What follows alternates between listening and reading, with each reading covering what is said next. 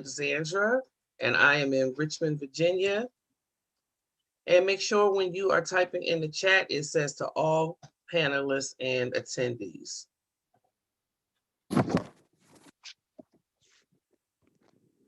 Hi, Tammy from Pennsylvania.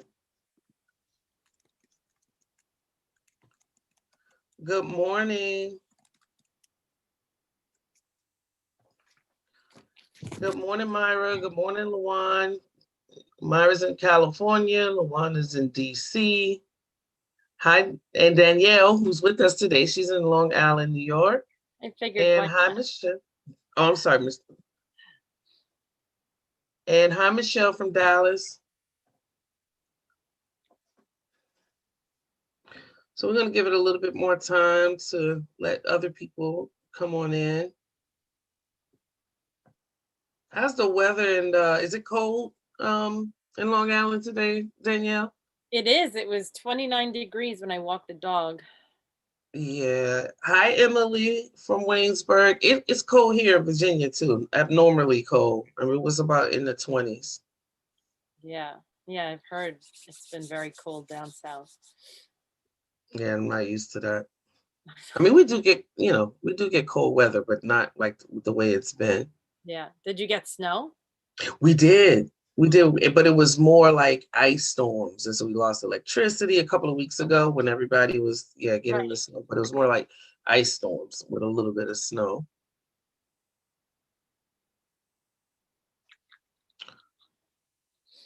So we're just gonna give it a little bit more time for people to come in.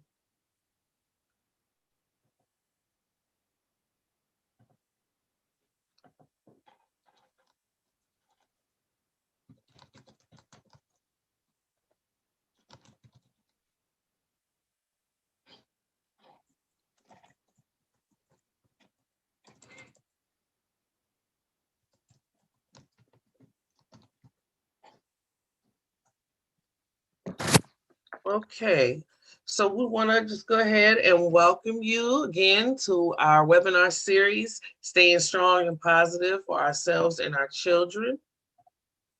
Next slide.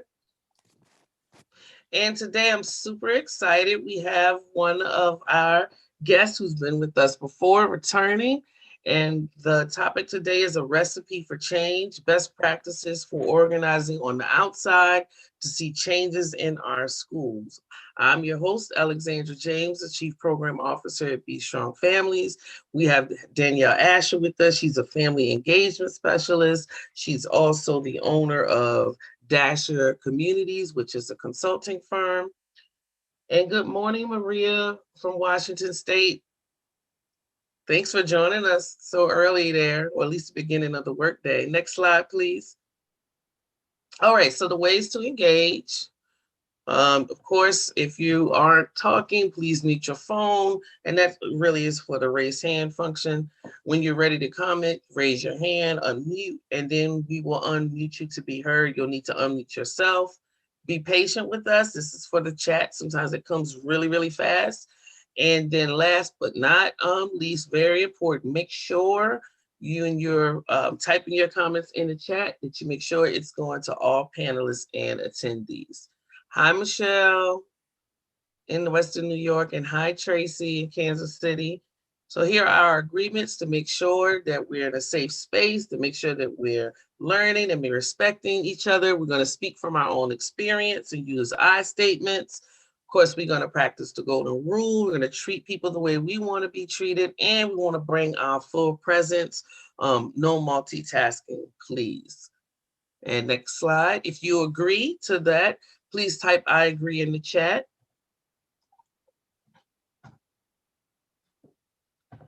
And thank you everyone for agreeing. And with that said, I'm going to turn it over to our wonderful presenter. We had such a great conversation while we were waiting to start. So I'm super excited to hear her presentation, but I'm going to turn it over to Danielle to start and lead us through. Great. Thank you so much, Alexandra. And thank you, Selena, for your assistance behind the scenes there. And to everyone at Be Strong Families, I'm thrilled to be back. I don't know if any of you were part of the other two webinars that I was able to be part of, but we had some requests to hear a little bit more about the work I had done on the ground with parents and community, with families.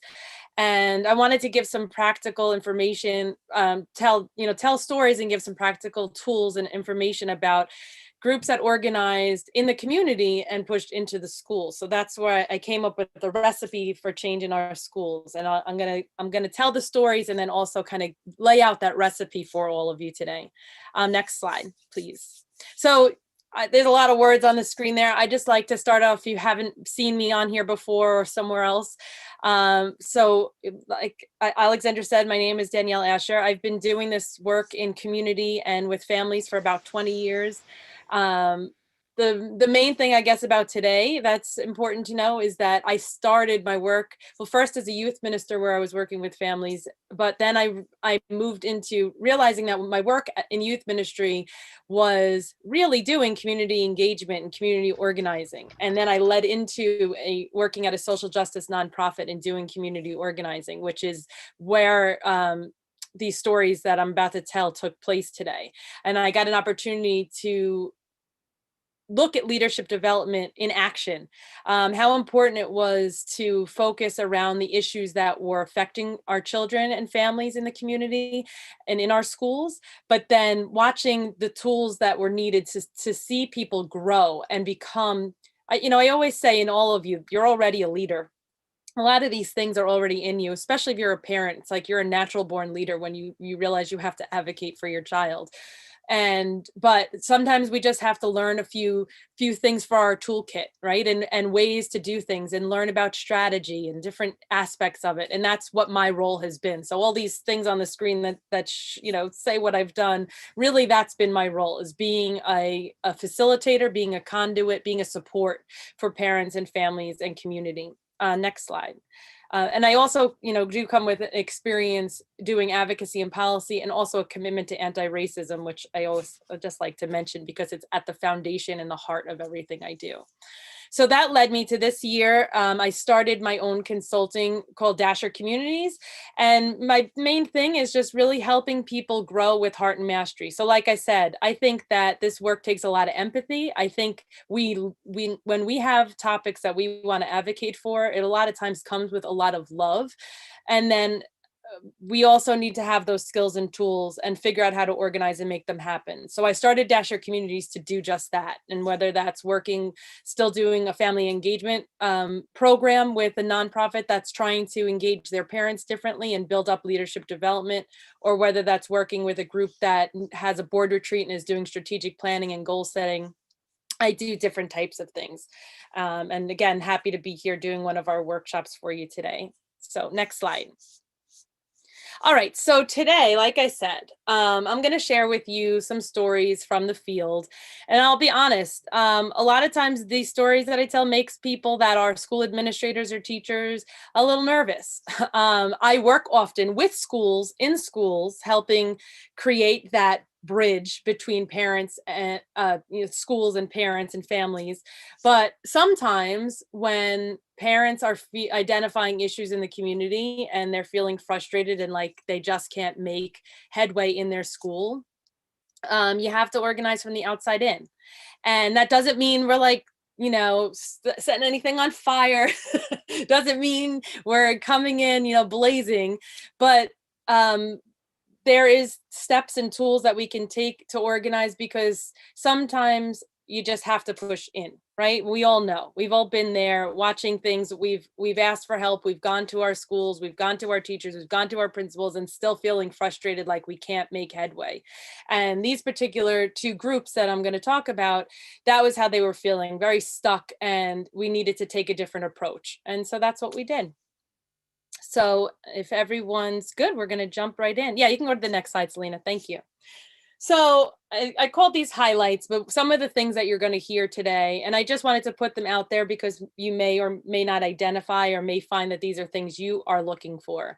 But you're going to hear about a community platform. It was a group of issues that this group agreed to were the main things that they wanted to work on in their school. Maybe it's that, getting members of your community you trust on the school board, right? A lot of times we see people representing us in elected office, whether that's in school districts or whether that's even in our elected offices, that don't necessarily reflect our community.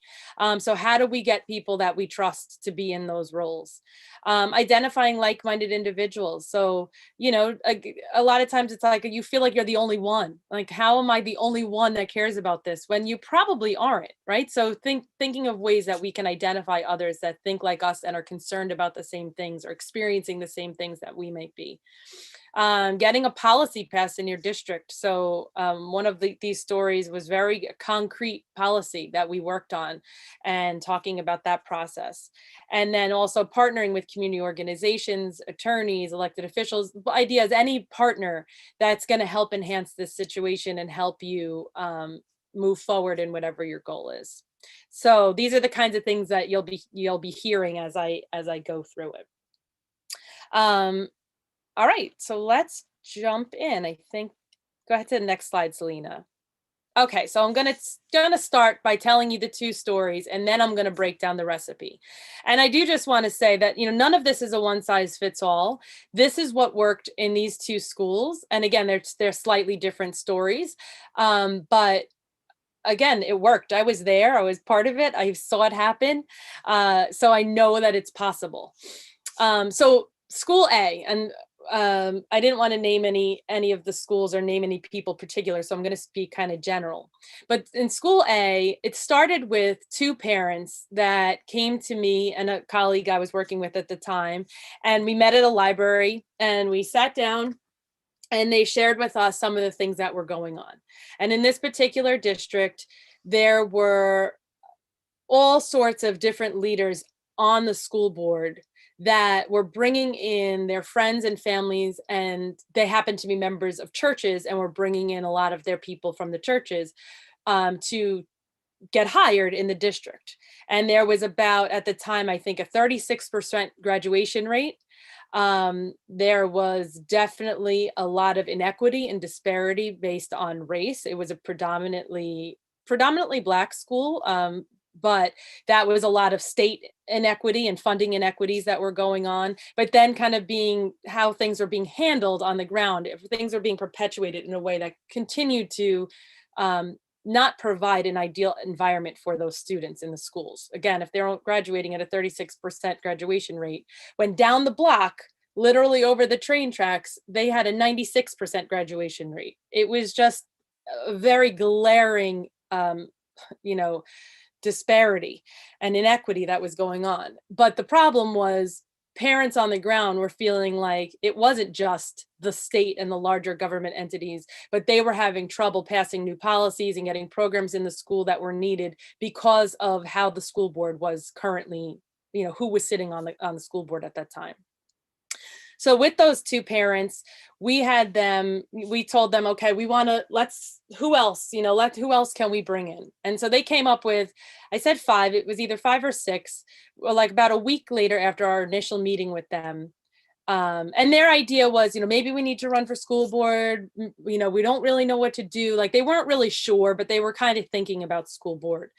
So we met with those two parents and another 3 or 4 parents. So we had 5 or 6 parents in a room the following week. And one of the things that we did, first we started to kind of identify the issues and just talk about what was going on, what was happening because we couldn't get past the school board and get decisions made properly, or that, all the nepotism that was going on in the schools. Now, it wasn't so much the problem that friends and family were being hired as much as people not being qualified to be in those roles. That was the problem. It's a very small community, so the fact that friends and family may be hired is very common and not unusual, but it was a lot of backdoor deals and a lot of things happening after hours at the school board meetings. The school board meetings were poorly attended. They would go on for hours. There were so many things, so everything seemed like it was in the dark, and that was what was causing a lot of these issues. So, so with that group, besides identifying some of the issues and things that were going on, we also asked each of them to create a friends and neighbors list, we called it. And they would literally be given like almost look like a sign-in sheet, like name, number of person. And we said, just do a brain dump. Everyone, pick up your phone and just start writing out your contacts. Who do you know? Who are your kids, other parents in the school? Who are your neighbors? Who are your family members that you think may want to be involved in this process and get involved because they care about these issues too. And a month later, we had a meeting. We had to get a space at a church or a local community room. I forget exactly where we were. And 30 people came. And so we started with 2 a month previous, and now we were up to 30. And so once we had those 30 people in the room, we had all of them do friends and neighbors lists. We had them start talking about who else they thought that needed to be in the room that would care about this.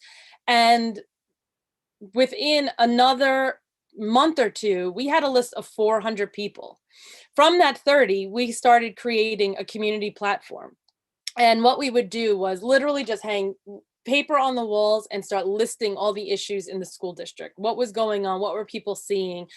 And we maybe had 100 things. I mean, there were so many. I don't know if it was quite that many, but it was so many. And we narrowed it down to a community platform of about 20 issues.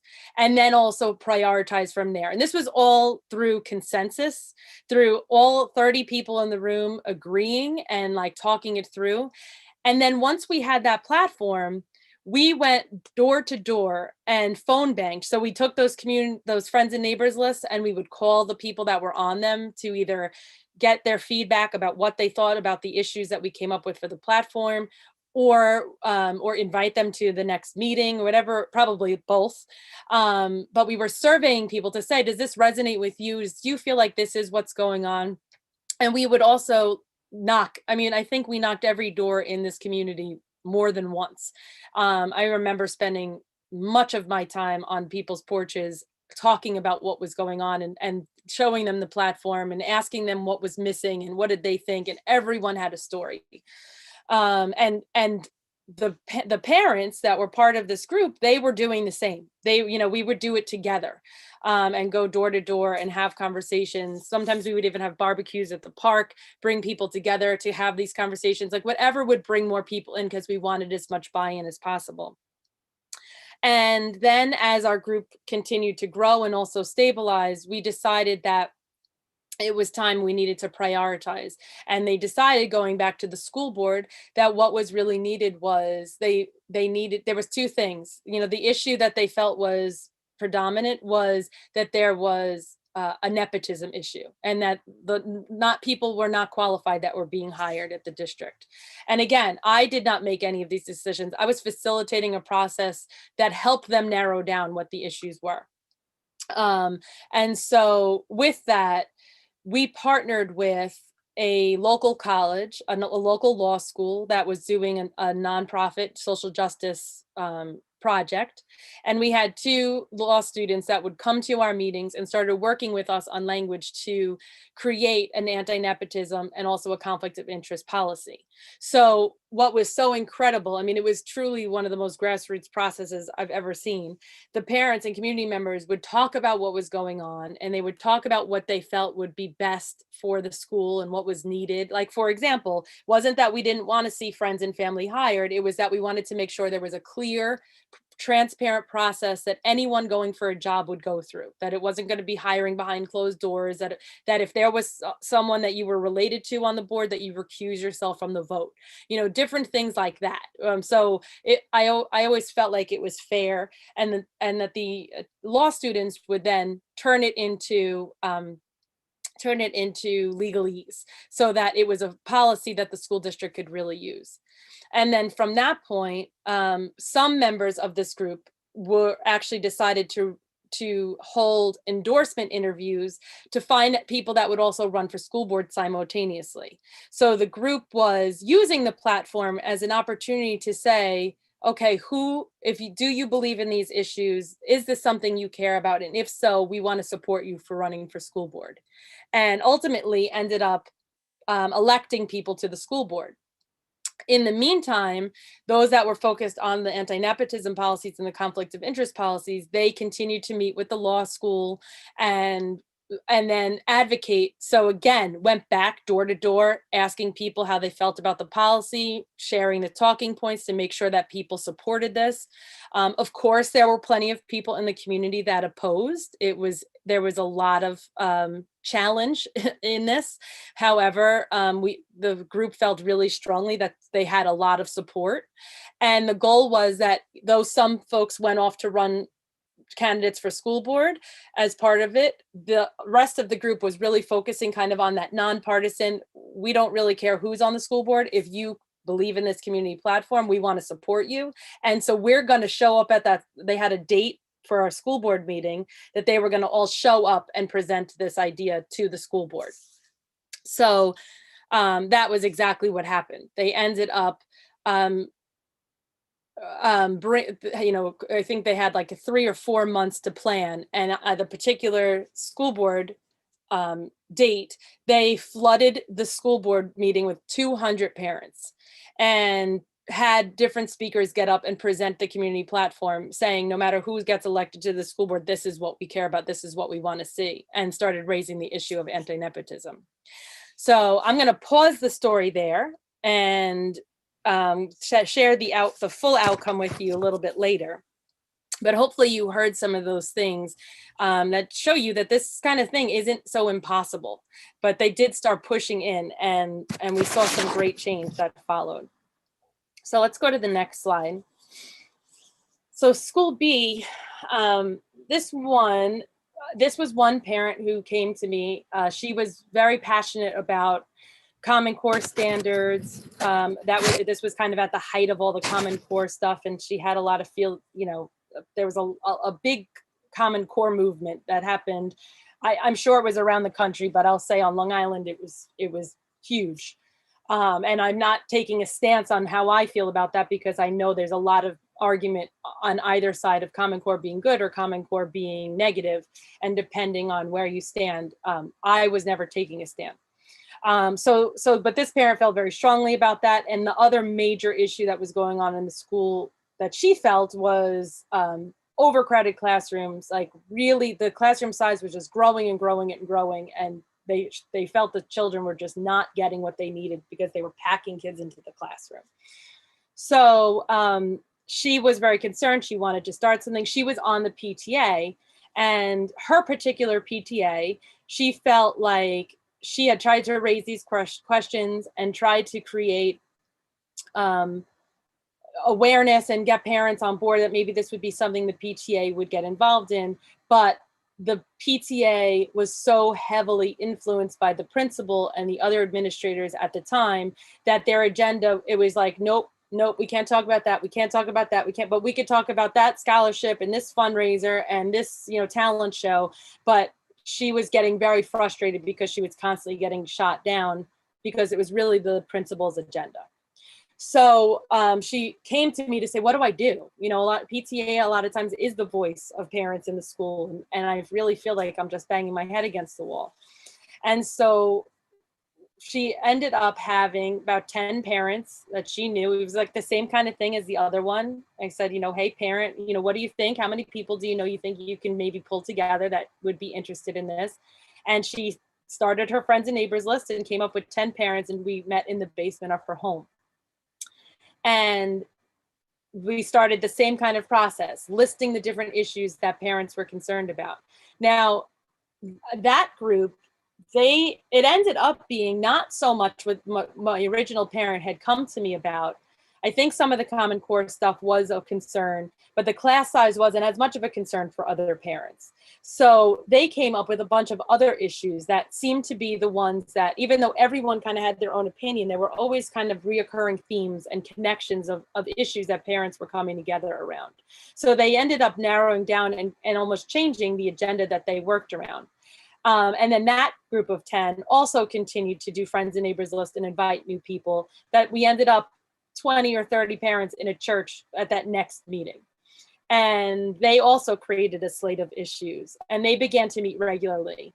And they were a little more, the other group, I was actually facilitating and going in and facilitating. This group, I ended up kind of doing more just technical assistance. They did a lot of this on their own. I would just kind of help when they needed a training, or, you know, at first I helped them with their facilitation style and maybe like the method they used to come up with their slate of issues, but they really did a lot of this on their own. And I would maybe point out things that I noticed as challenges. For one, it was definitely a mixed race community. There's a very large Spanish speaking community within that school district. And I felt like there wasn't enough diversity in the group.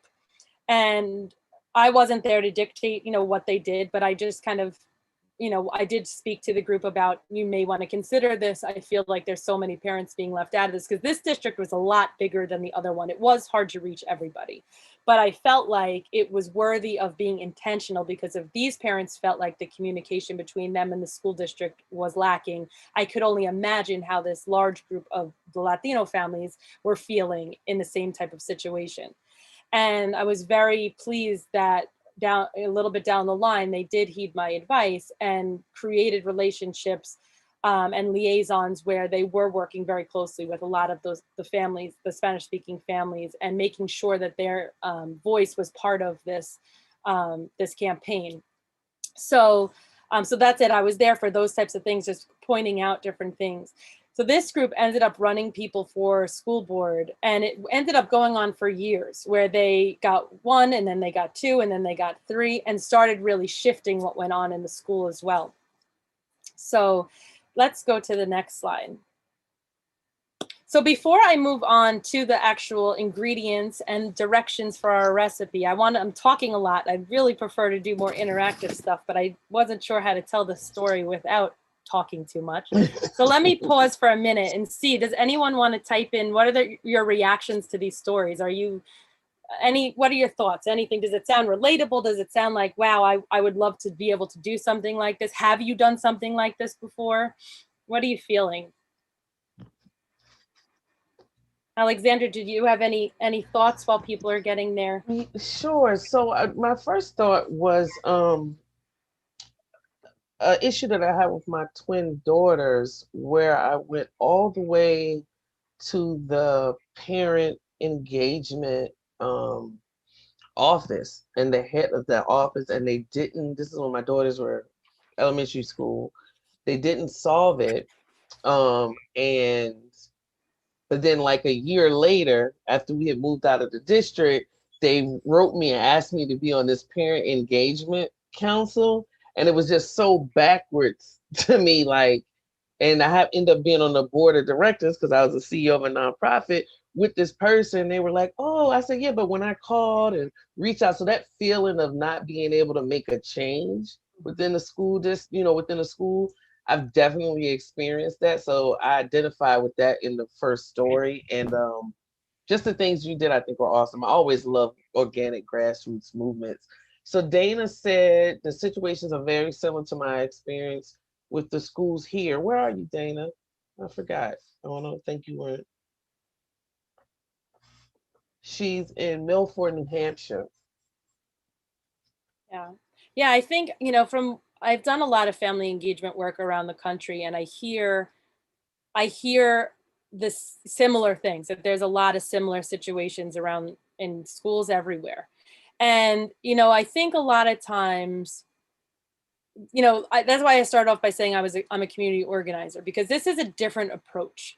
A lot of times when we're doing family engagement, it comes off a little bit different, or I don't know, just the way we approach it this is real activism, right? Like what we were seeing. And I think sometimes it feels like, I always call it the elephant, like, oh my gosh, it's just too big. Like, I can't even imagine tackling this. But the reason I wanted to share these stories is because, again, it's possible. And if you hear the breakdown, which I'll do for you in a moment, it's like it was one piece at a time, one person at a time, that turned to 30 people, that turned to, something else. And so these things it is possible. And again, this is more on the macro level of those bigger issues that were affecting the school, opposed to the advocating just for our child individually. So that's where these stories are coming from. Mm-hmm. Let's see here what Morgan said. And so Morgan says, my son is almost 4, not quite in school yet, but this kind of rings a bell in my head that I'll probably be that parent to be very involved in my son's school. He's my only child at home, so I'm able to have that extra time to focus on him. I'm already involved with communicating with his teachers and his director at his daycare now. Thank you, Morgan. Yeah, excellent, Morgan. And that's so much what it's about, being communicating, whether the teachers want to or not, right? And I I know was just that going to go there. sounds a little rough because a lot, many teachers are going to be great, and I'm not knocking anybody. We know they have a lot on their plates and we love our teachers, but sometimes you have to be the quote unquote annoying parent. And I don't mean that you're annoying at all, but you're going to be there, you're going to make yourself known. That is great. And I'm glad that you have the courage and wherewithal to do that, because And yeah, I really have to. I had that, to please keep that up, Morgan. I had another similar situation where both of my daughters, the twins, one twin was with one teacher, they're identical twins, one was with the other. They both did phenomenal. And then one of them wasn't recommended for honors classes, and the other was one. And the lady just kept shooing me, and I had to keep pressing. And it ended up kind of being, it was an underlying racial tone in it, and I got it fixed, but it was just weird. So you have to definitely um, have that tenacity to keep going. And I would love, the other thing I was thinking about when I was listening to you, I would love if there was groups like this that were ran for the community, by the community, that function outside, like story A, school A, outside of the PTA. Because sometimes the PTA can also not be dependent on where you are. It's like its own little social club. And if you're the new person, and so then you feel left out, to try to advocate that way too. So that was part two to my answer about what happened with school A. Mm. Yeah, and again, that's why I share these stories, because I think sometimes we feel like it feels like it would be so, like I said, the elephant, lifting that elephant by ourselves, trying to start a group on the outside. But sometimes it's not as hard as we think, and it's about just bringing a few people together. I'm not going to lie, it's a lot of work, but it could be people coming together, and you could take it at your own pace when you do it outside, from the outside in. So let's go into our ingredients, I believe is the next slide. Okay.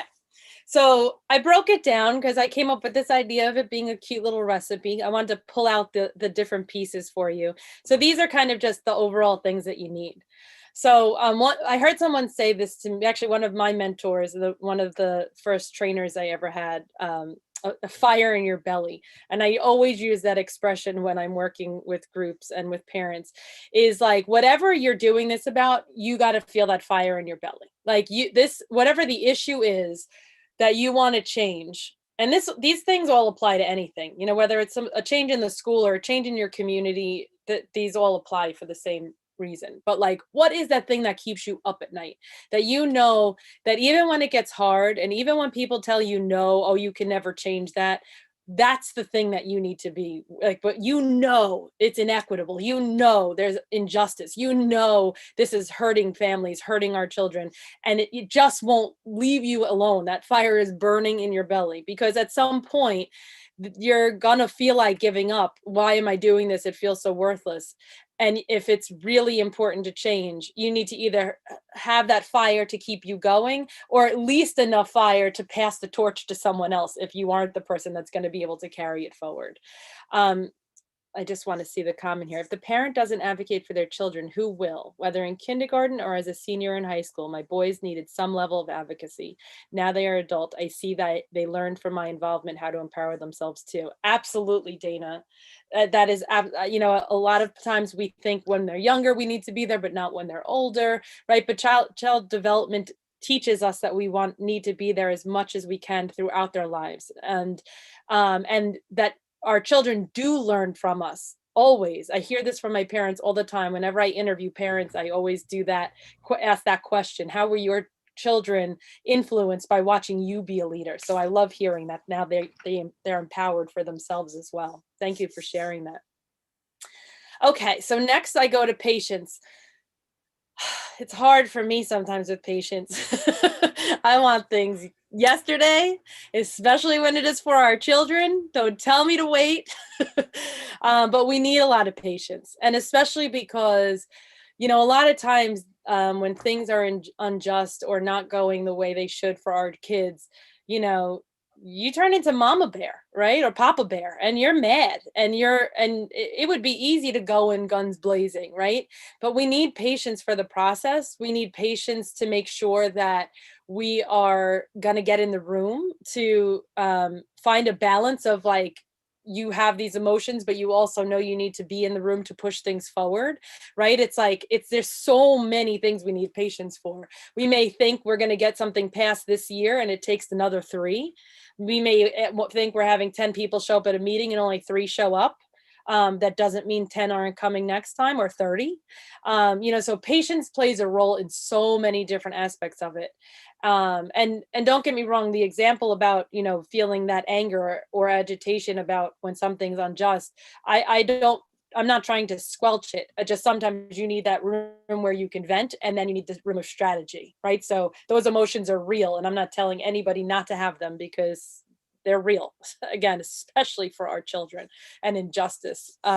However, just figuring out how you can make sure you do express that and feel, find a way to take care of yourself through those emotions, but also be strategic in how you're going to go forward. And I see that as needing, I don't know, maybe patience isn't quite the right word, but No, I okay. think I just want to add, kind of make a statement question. Yeah. I think patience is really important. And I think when you were in these processes with people, did you, teach or facilitate in those trainings a little bit around just change management and like how change happens? Because a lot of times I know even when my younger self, when I was an actor, I had to fire my belly. I want it now. And as I've gotten older, it's like it took this long for this situation to get like this doesn't mean we have to fix it to take that long. But being able to balance and understand that change, has this cycle of fast and slow and fast and slow. Yes. Yeah, no, absolutely. We always talk about that, and how, sometimes it's the 2 steps forward, 1 step back, like that happens too. Why it's so important that we celebrate each win, because it is one thing at a time. So yeah, no, those conversations about change are so important. And when you were saying that, what popped into my mind thinking about school A, that group, we really did everything based on consensus. And that was, talk about needing patience. That was a process. People think it means let's everyone agree, like you need everyone to agree. And it's a nuanced, right? The idea is that everyone agrees, but it's the fact that you don't shut someone down because you might have 10 people and 9 of them say thumbs up, this is great, let's go forward, and one person does the sideways, I'm not sure, or I can't live with it. Right? That's how we used to do it. But that would call for a discussion. Why did that one person feel that way? Because we can learn from that. There may be something very valid, or maybe that person just felt like they didn't get their point out and they didn't feel heard, and they needed to be a discussion that would make that person feel like, okay, you know what, I can live with this. And now they're going to be a vested member, empowered member of your group, because they felt heard. Right? So that was one of the things that came into my head, besides the whole process of change, was like, a lot of people are quick to be like, no, it's majority vote, we will never get things done if we do it that way. But actually, there's reason why we try to do it other ways, so people feel that their voice is heard, and then really truly be committed in what we're doing. So that's it, empowered people that come together around a common issue. I mean, that's the idea, is making sure that you have other folks that feel empowered to be part of this, or people that you'll support through the process so that they become empowered if they're not feeling empowered right off the bat, because a lot of this work is disheartening and you don't feel empowered. But when you start to build that support system, like as our protective factors teach us, for those of you familiar with those, the more of a support network and being there for one another, you do start to become empowered. You may start to feel more confident in sharing your voice.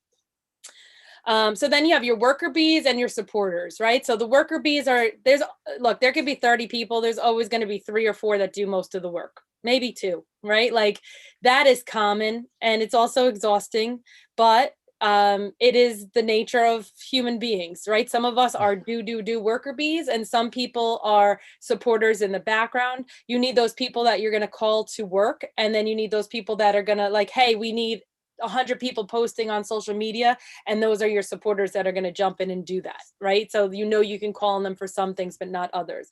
When I was saying about the list going from 2 to 400, 30 came to every meeting. Between 20 and 30 came to the in-person meetings.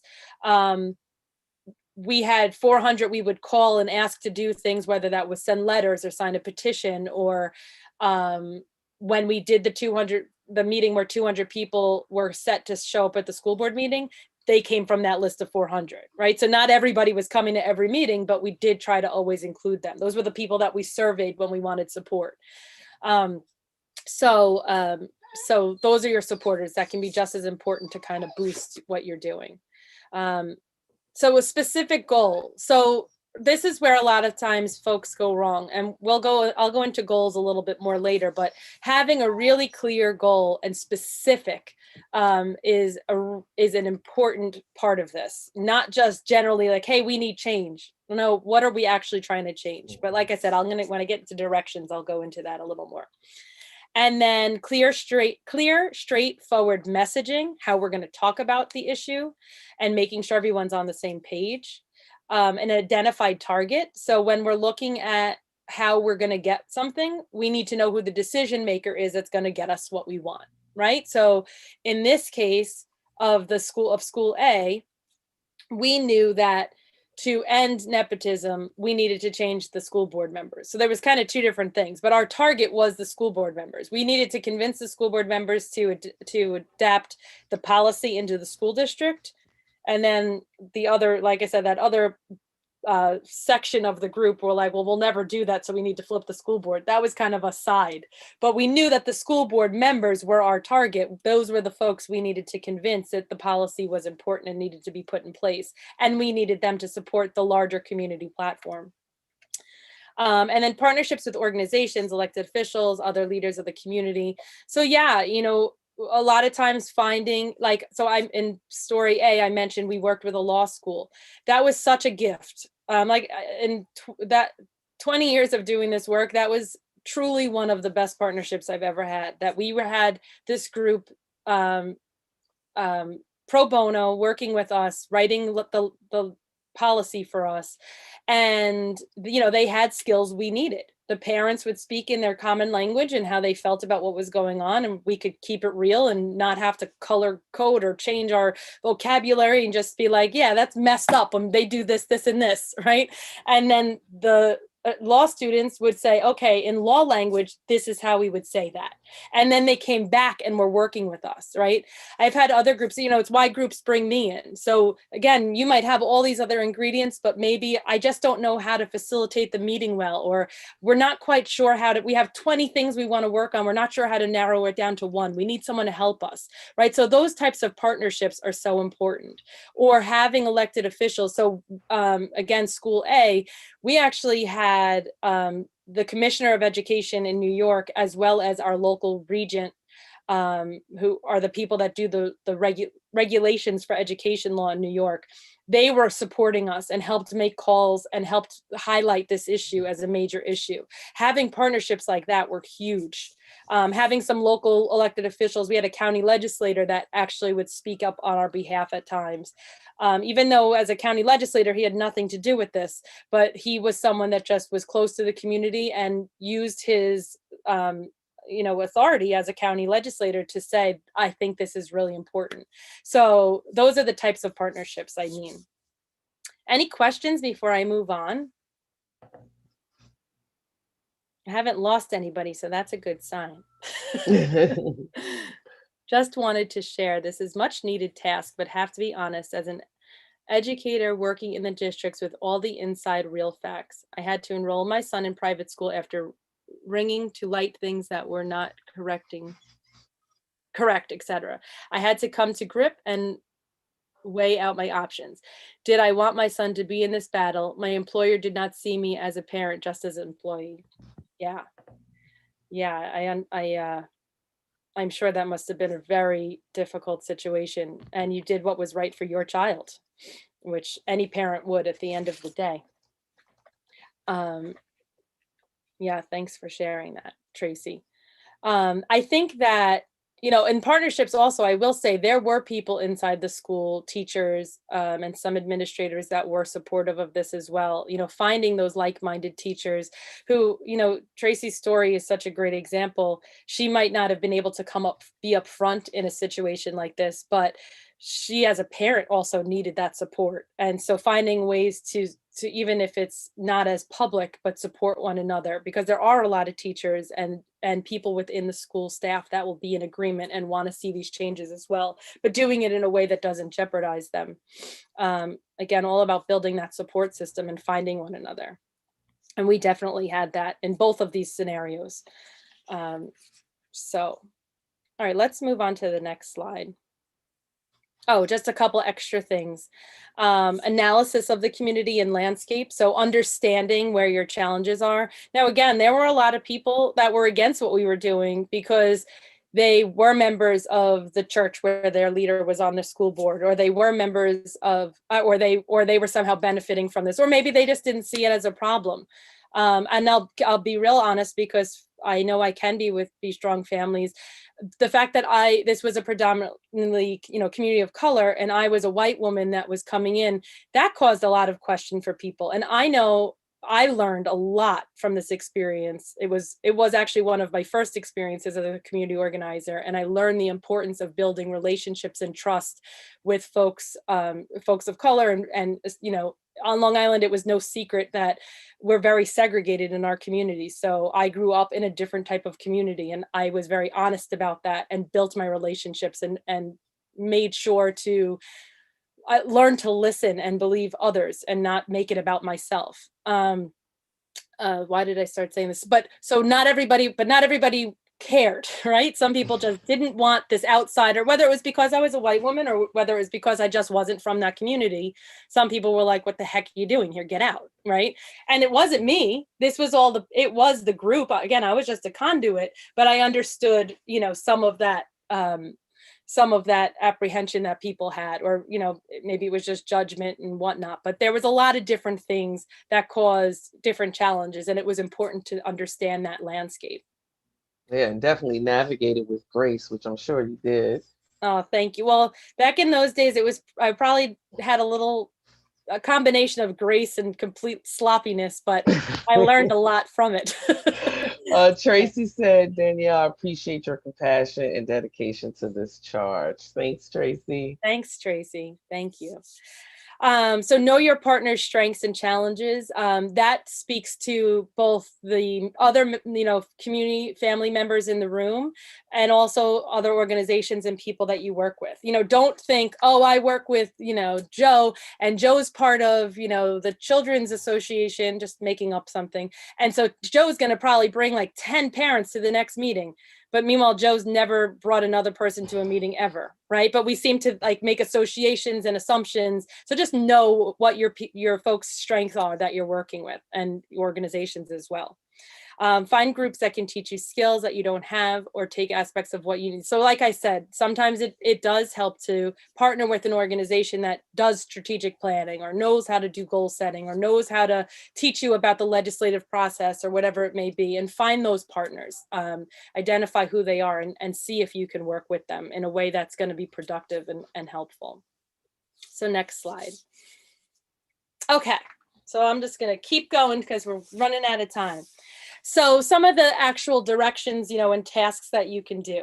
So write down the issues that you believe need changing. Just write it down. I'm sure you've heard this before, whether you're doing a personal, inventory of what you need in your life, or whether it's looking at what needs change in your school or direct advocacy for your child.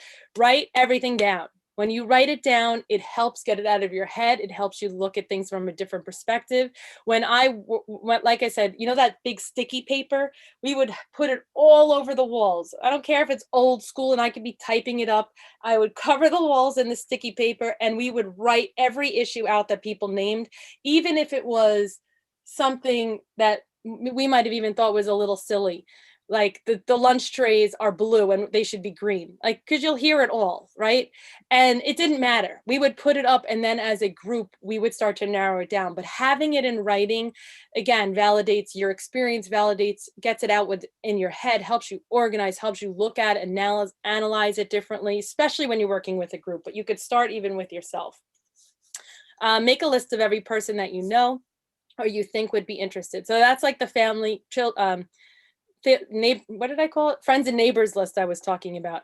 Don't worry about whether they will or won't, just write them down. And if you need help, I use another tool. I don't have the visual, but think about, like, are you in a book club, or what Zoom club are you in where you get together with people? You know, a lot of this stuff can be translated into Zoom. I know I'm speaking as if the world is completely open and we're out meeting in public, but you can do this both ways. But think about the people that you know and just start making a list.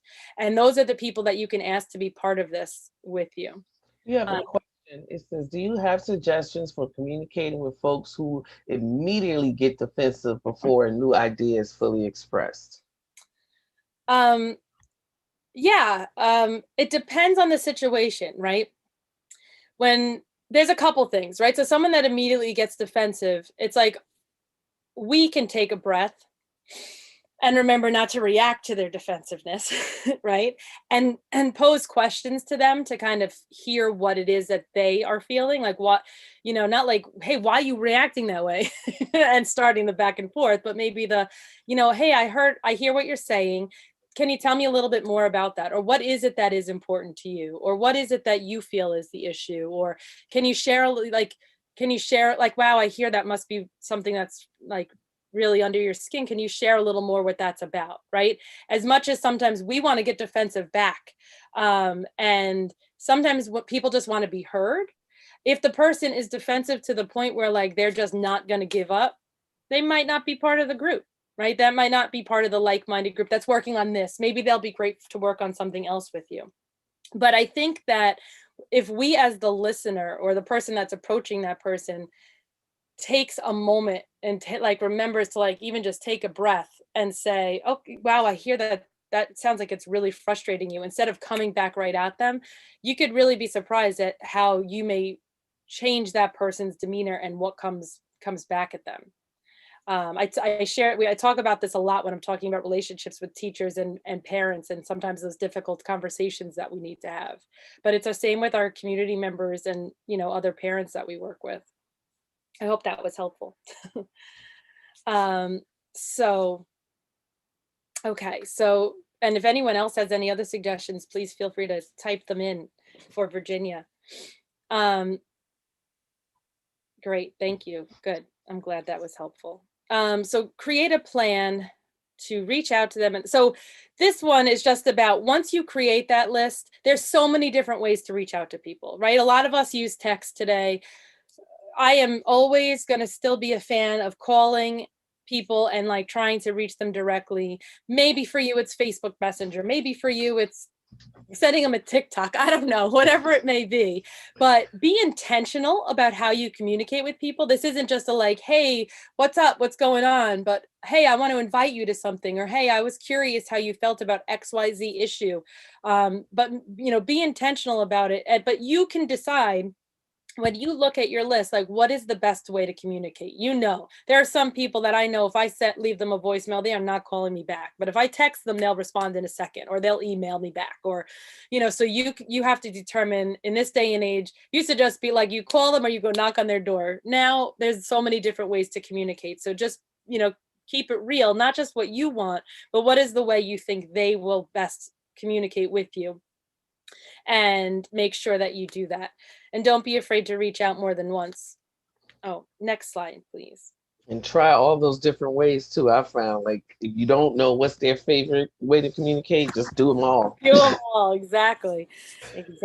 And you can use it even if you created a little generic message, but you add something personal about that person, to the top and the bottom, then, there's definitely ways to do it where it won't exhaust you in your outreach.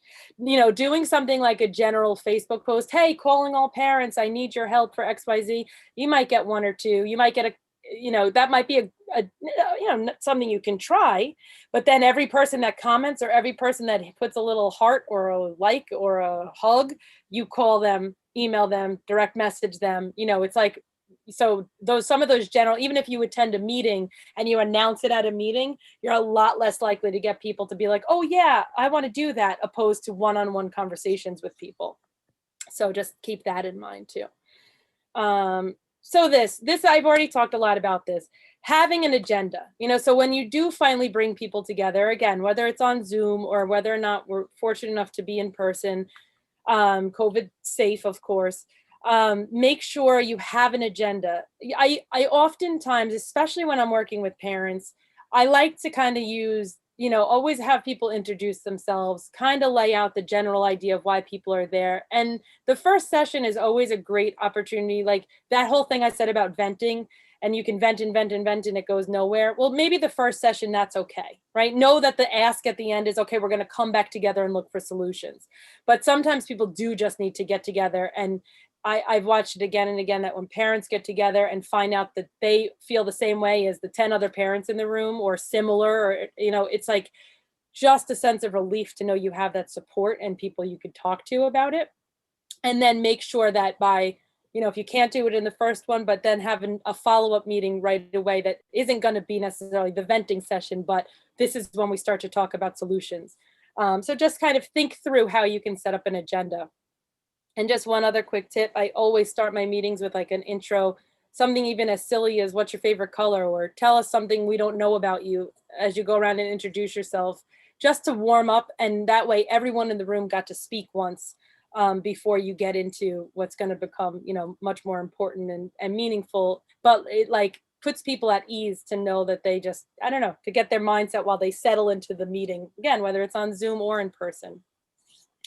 So, okay, moving on before we run out of time. So next one was about goals. If you haven't heard of this tool, it's not mine. It's very well known and you can find it anywhere. SMART goals. Make sure your goals are specific. You want to be really clear. You want to make them measurable. So in other words, if I want world peace, that's a great vision. But now what am I going to do specifically in my town, in my community, maybe just in my classroom, right? How specific can I get? My who, like who it's affecting, why it's important, what is it that's really the problem, and where is it, right? So like as much as you can break down those details to be specific is so important. Make it measurable, right? You want to know that, maybe your goal is, I want to get 20 people in a meeting. Well, in your first meeting, you got 5, and now you've asked those 5 people to do those friends and neighbors list. You're measuring it. So now your next time, you got to reach out to a bunch of 20 people or 40 people to get 20 in the room, right? So make things measurable goals and attainable. You want it to be something that could really happen. If I have a goal that's, totally just, it's like your vision may be something that seems a little harder to attain, but you want to break that down into smaller goals that you can actually reach. And so you'll have milestones that'll help you get there, because otherwise you're going to feel disheartened and you're going to feel overwhelmed. But you got to break it down to smaller goals. So maybe your goal is to get a policy put into your school district, but your first goal is, I just got to get 5 people in the room to start the conversation. And my next goal is going to be to set an agenda, to have goals. We create goals that we're going to work towards. And then my next one is going to be for the group to identify community partners. Like, don't be afraid to make those goals small enough that you can actually attain them, knowing that your big goal is going to be getting a policy set and creating a major change. Obviously, it has to be relevant with the time and what's going on, and time bound. I know that by 2025, I want to have this policy put into the school district, and if it happens before then, awesome. But my goal is no later than by the time my child graduates high school. Something like that. So just some tips on ways to structure your goals. Next slide. And then once you have those goals, you come up with the action plan of how do you make it happen. Now, I always say, as I just mentioned, the what, the why, the who. The who is it affecting, and also who are your partners. What, why, who, and where. Those are your things that help you shape your goals, but creating your action plan is understanding your how. What is the way you're going to get things done? And know, as a leader, we need to be flexible. So you come up with a plan for how, but the how can change, right? But when you come, but so making sure you have an actual plan, that it's different, the goals, and then how we're actually going to put them into action. And then 7, leading into implementation, that's understanding the roles and responsibilities. Like we were saying, when you know people's strengths, when you know what they're good at, finding a way that you're going to partner, that, Joe's going to do this, and Mary's going to do this, and Nikki's going to do this, and that's how we're all going to come together, and starting to implement those things, and having that timeline of when you're going to start implementing which piece. And last but not least, evaluate throughout. You always want to be seeing, like I said, that how you're getting to that goal might shift. So make sure you're having those conversations about what worked and what was a challenge, and where do we need to shift, and do we need to change our course, the whole entire way. Next slide, please. All right, so final thing I wanted to share with you, and then I'll take some questions. So if we go to the next slide. So going back to my stories about the school. So school A, I wanted to show you, even though I wasn't naming names, if you read close enough, you'll see them, but that's okay. This is an article from September 2009. We had started the process in December 2007. And so it took us 2 years, but we did get an anti-nepotism and a conflict of interest policy put into the school district. We did continue a community group that pushed those issues in the community platform. And we did flip the school board, where the members from that group that had the community platform ended up gaining the majority on the school board for several years. So it was quite a success. And at that time, we really saw some major change, including policy being implemented into a school district. And I wanted to share this article just to show you I'm not making this up. You can do it. And like I said, it took us a few years, and there really needed to be a lot more work that came past that as well. And it is always ongoing. So think of your follow-up as well. But that was the success of School A, and it really was remarkable. Even the Commissioner of Education came down and shared with us how it was such a remarkable thing that happened. And then you can go to the next slide. And School B ended up flipping their school board as well. And they actually ended up getting a new superintendent in that district that was so incredible. He's actually known kind of throughout the United States as someone that has been a very inclusive superintendent, and what kind of practices that he would implement, and it was so wonderful working on race and ethnicity and building relationships with parents in the district. He was just really a superstar. So there was so much success in that story as well. So any other questions? We have about 2 minutes left. Any other things, thoughts that came up for anyone listening? So while people are thinking about the questions, if Selena, who's in the background, I want to thank her. That is Danielle's contact information. And Selena's going to launch the poll. Yeah, if anyone has any questions you didn't get to ask, feel free to email or reach out to Alexandra, and she can get them to me as well. Well, it was very informative. I really just loved hearing about it. It's very inspiring, your work. I look forward to learning more about what you do. These are the upcoming webinars for next week. Kathy will be back as the main host back on Monday.